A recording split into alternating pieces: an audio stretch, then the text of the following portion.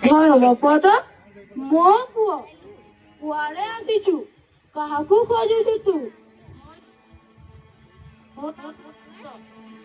ମୋ ନାଁ ଧର୍ମପଦ। ମୋ ବାପାଙ୍କ ନାଁ ବିଶୁ ମହାରଣା।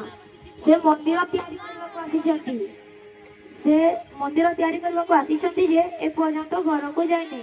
ସେଥିପାଇଁ ମୋ ବୋଉ ଆମ ବାଡ଼ିର ବରକୋଳି ତାଙ୍କୁ ଦେବାକୁ ଦେଇଛି। କାହିଁ କାହିଁ ସେ ବରକୋଳି ଦେଖେଇଲୁ ବାପା।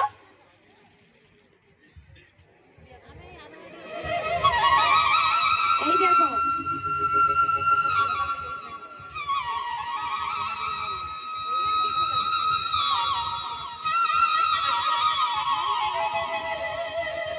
ଆରେ ହଁ ତ, ଏଇ ତ ମୋ ବାଡ଼ିର ବରକୋଳି।